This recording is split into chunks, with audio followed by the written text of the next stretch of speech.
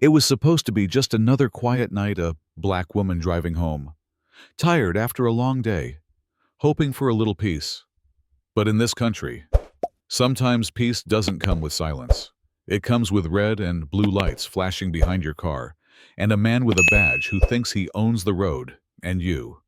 Dr. Lenora Briggs, 46, director of the FBI's Mid-Atlantic Division, had just wrapped 12 hours of meetings, bureaucracy, and the kind of phone calls that would make most people need a stiff drink. But all she wanted was a warm plate of leftovers and the sound of nothing. That's when Officer Darren Cole, name tag barely straight, breath laced with bourbon, pulled her over for looking suspicious. Yeah, that was the official reason. Now, Lenora had done this dance before. Interior lights on, hands at 10 and 2, calm voice, measured breathing. She didn't flinch when he banged on her window like she'd stolen the damn car. Didn't even blink when he demanded her license like she was a teenager sneaking out of prom. She asked politely why she'd been stopped. "You look like you're up to something," he barked. She tilted her head, met his bloodshot eyes, and said, "That's not a legal reason, officer." And that's when things got nasty. The man slammed his palm on her door and leaned in like a predator, sizing up his prey. "I am the law," he hissed. "Now hand me your ID before I drag you out." Let me back up a sec. Officer Cole had seen her FBI badge on the dash. Oh yeah, he knew.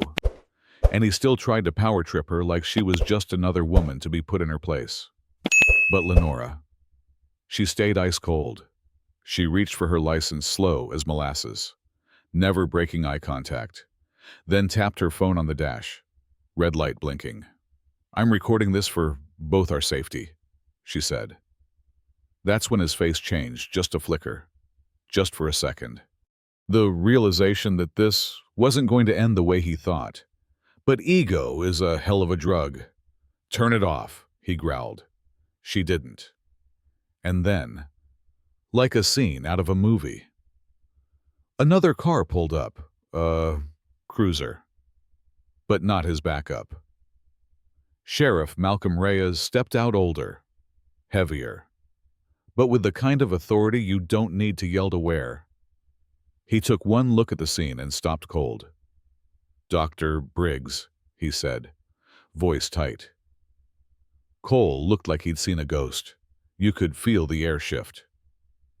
"Step away from the vehicle," the sheriff ordered. Cold, clear, final. Cole hesitated, then backed off like a kicked dog. Sheriff Reyes didn't shout, didn't bluster, just walked up to Lenora, nodded once, and said, "You okay?"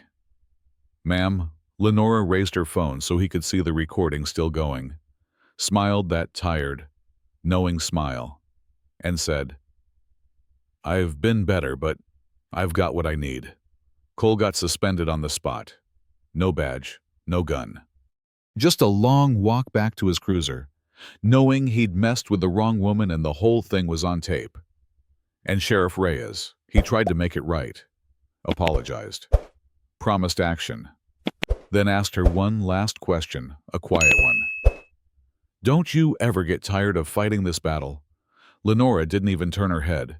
She just slid back into her seat, shut the door, and let the engine purr beneath her fingers. "No," she said, "because if I stop, they win." The night swallowed her taillights. But the story, that one didn't fade. It made its way to the mayor's desk, the DA's inbox, and the evening news by morning. So tell me, was that justice? Was that enough? Or is it just another symptom of a bigger disease? Let us know in the comments who was right, who was wrong, and what you would have done in Lenora's shoes. Because out here, sometimes your title doesn't matter, but your backbone does.